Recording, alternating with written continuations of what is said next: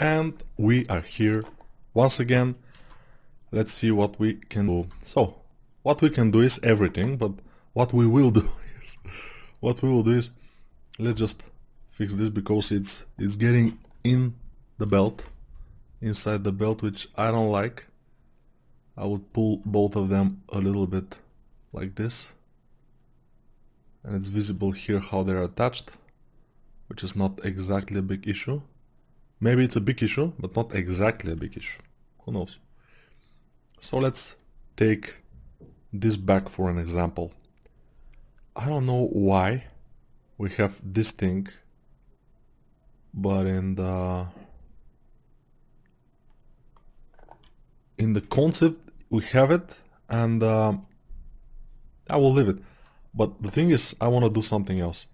I will pull it down more, like this, and then I will put one of those things there. So let me see how to do this. So I think this metal part here will do us a very good favor, but let's just duplicate it. And it's not exactly looking good here, so I will select it. I will take the opportunity to select it and move it a bit more outwards, because now it looks pretty much strange, but now it's fine. And those those things are not exactly close to the surface of the skin. That's why they're looking a little bit odd. But if we just play a little bit and put them closer to the skin, even inside the skin a bit, and then we'll dig the skin in, so they will look like they are tight, and this will give us a bit more realism, I think. That's my opinion. So I will select the skin now, and I will dig it a bit like this, and then let's see. Because here the skin is pretty soft. Yeah, female skin is pretty soft everywhere, but still it could be like this, yes. Let me see. Yeah, now I think they're looking more like they are tight. So we select this item and we put it down, rotate it and adjust it and put it where we want it, or where we kinda need it. But let's see. So I'm not gonna rely on the concept for this one. I will think of my own lock mechanism, or not lock, but the way of just closing the bag. This will be a leather part, so I will apply just a normal material to it, and then the color will be the same as the bag itself. Material, normal, okay, and RGB is okay. So now we have this, so she will close the bag and this will go through this and the bag will be closed. On the concept we have one button here. I don't know if I will make this button exactly. Maybe. I'm saying maybe. And now it's my opportunity, not my opportunity, but my obligation to make more loops, edge loops, because it doesn't have any, and when we are refining it, it will be not very nice. You have to have polygons for refinement. If you don't have them, you will have to go much higher poly counts, which sometimes is bad. Okay, now I will apply the subdivisions, but first let's make this look more like a leather strap. So I will put it with Move Topology brush more like this from the back. Okay, and then I will crease it here in the middle without the dynamic subdivision, because dynamic subdivision is just messing with everything, so we cannot see exactly where we're going. Now it's fine, and let me just, with move topology brush, move it a bit like this, because it's used, but let's do that after we apply the subdivisions, go down a few levels, and then do kind of this thing. Something to just make it more lively. Hopefully it's fine. And it probably is. Alright, this is looking odd, but still, it's fine. Let's make some, ooh, pretty big. Let's make some crumples and things that will make this look real, not just something from the 3D program. And that's the difficult thing sometimes, to make things look a little bit more real. And I told you that I've seen people that are going a little bit too far with this. They're going too far. They're doing such a mess with a detail which is unnecessary most of the cases, that it's just looking bad. It's looking odd. It's looking unreal beyond the unrealistic unreal. Too much. So either don't do it, or do it just tiny bit. Not don't do it. Do it, but just with measurements, you know. Just like I'm doing it here. I don't say I'm doing it perfectly right. I think if we spend more time, use more references, because I'm not using enough. So if we use references and spend more time, probably the result will be much better. But since we are not doing only this bag, and also we have kind of a, for example, let's assume we have a deadline. We don't. I don't have a deadline for this course particularly. That's why it will be probably my longest course yet,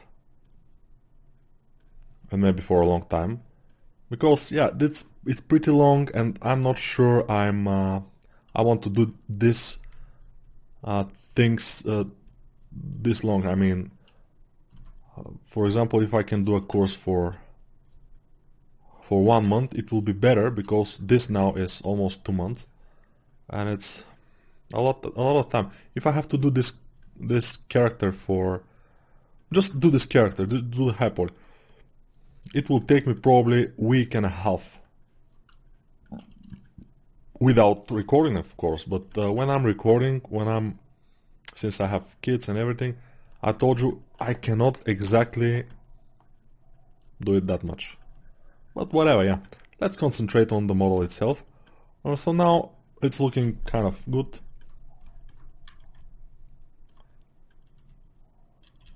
Okay, are we on the last subdivision? I think we are. And it's 59,000 polygons. We will Control D one time, and then with Orb Crack Brush we will do our, you know, the regular thing, and it will become just a bit more interesting and fun to look at with those kind of edge details, or I don't know what it is. Okay, sometimes it's a little bit nerving, not nerving, but nerve-wracking, we may say. Yeah, it's not nerve-wracking, it's just not so easy, but it shouldn't be easy. It should be hard, you know. You have to do hard things in order to train, because life is not so easy sometimes. My life is easy because I know already a lot of things, but still, I learn all the time. I even pay for some courses for myself, because I want to develop myself so I can be a better teacher. If I stay at the same level, I will never be a good teacher, obviously. So I'm developing myself, especially in the field of anatomy. Although I'm pretty good, I'm kind of good enough for the quality that it's required, but I want to be better. So that's why I'm developing myself in this thing. And soon you will see my new female anatomy for artists course. And you will see. So let's see that. Up. The idea here is the problem here, because we have a little bit of a problem, is that this part is too big. I mean, the small bags or pouches, we don't care about them. I mean, they're fine. But this is too big, so we have to pay a little bit more attention to it. Otherwise, we risk it to be a very weak point on our model. And weak points we don't like, and also don't want. So I'm adjusting it a little bit. So I'm thinking of other things, not exactly this back right now. This back is gonna be okay, but I'm thinking of something else. Let's go to the fiber mesh and push these parts outward so they are not visible there. I'm thinking about the jacket and those wraps. I'm thinking to make them textured, but we will download textures from the internet itself. Yeah, I made the dynamic subdivision on those, which is obviously looking not great. Let's try to select them now. Let's press Ctrl Z because I think I made a dynamic subdivision. Where am I now? Shift D. Ah, we are on the body. Okay, I have to select the fiber mesh. Okay, and disable the dynamic subdivision because we will not use it for this particular mesh. Dynamic subdivision for hair, it's rarely used, and yeah, for me, I don't use it because it's getting pretty odd. And basically I'm not using fiber mesh that much. It's not my primary tool for making hair, because when I'm making characters for games, nowadays we are making stylized characters mostly, and they don't need fiber mesh, obviously. Apply subdivisions on this part, and then orb crack brush. I have to make a tutorial about stylized characters, but first I need to become better with this.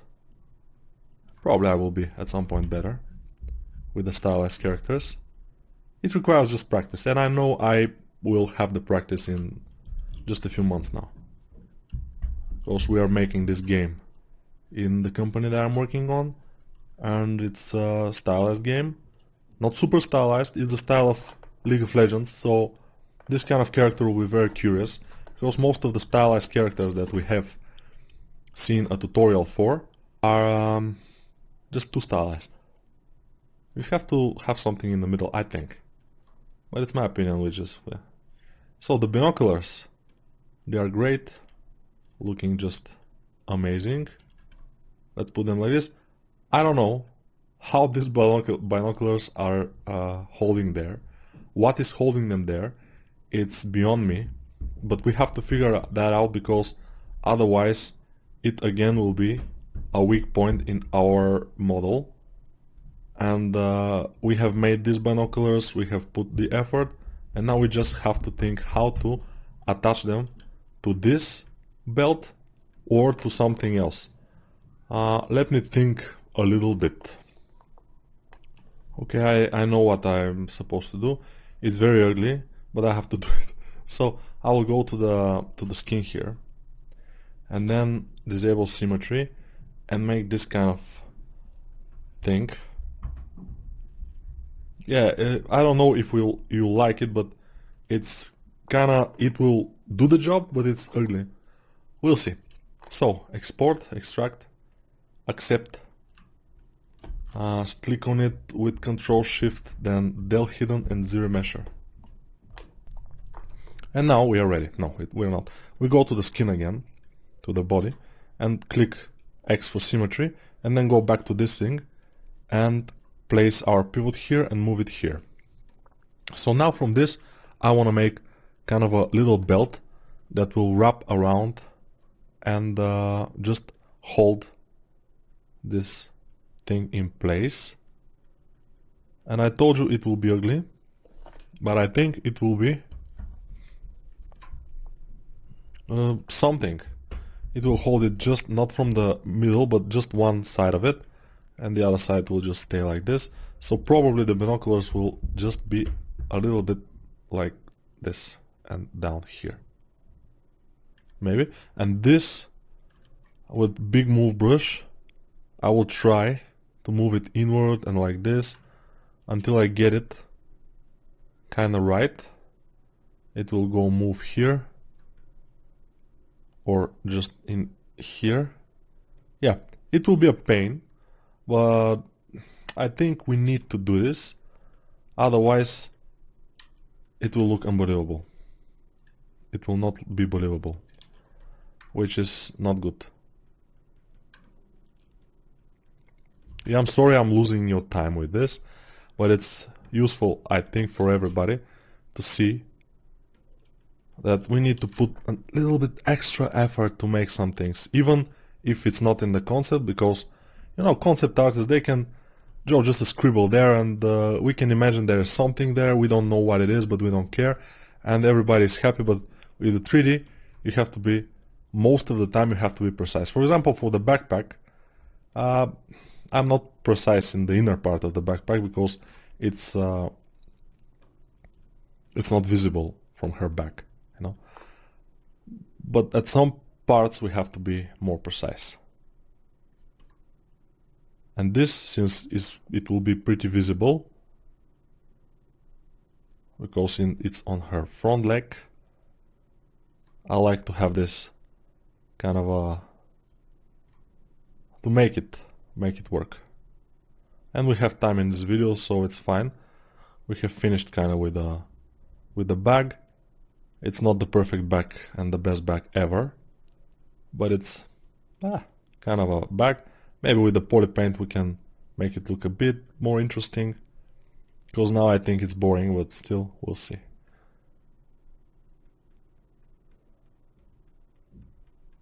Okay, I'm moving with little increments because I like to think how this belt will wrap around, where it will hit, and by hit I mean just interact with the binocular more, and how it will look, how it will bend, that kind of stuff.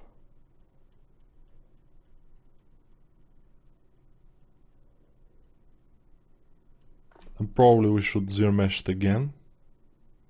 Looking fabulous. Fabulous.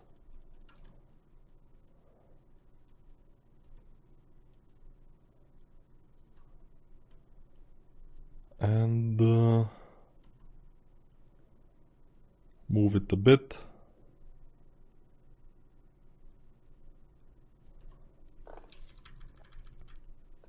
Let's see. Not the best yet. But let's make the thickness and see what happens. Extrude all polygons inward. This thickness is fine by me. Press D for dynamically subdivide. And now it will start to look okay. Let's crease it at 1. Maybe at a little bit bigger angle, like 70 degrees. Because we don't want some of the things to be creased. We want only the sides to be creased.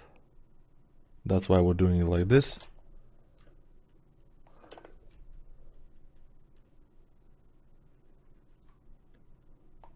Okay, I think we are getting there, little by little, starting to work.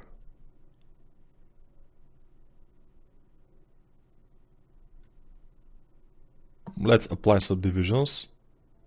Dynamically apply. And then just make a little bit of sharp angles here and there.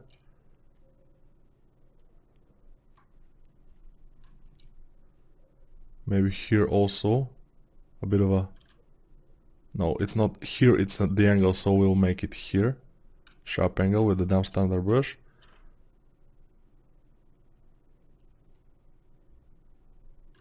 Here we will dig it up.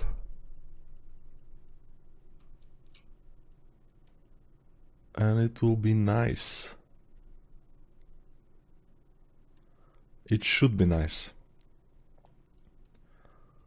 Then we'll make it this color, for example. Let's try it. Fill object. Not material, but color. I would like the color, yes. And we will continue, Control D, to do it in the next video. It's almost done, but we need a few more things. And it will be fine. We don't need it to be crumbled at all. We need it to be straight because it's holding this, and it has to be pretty straight at some points to look right.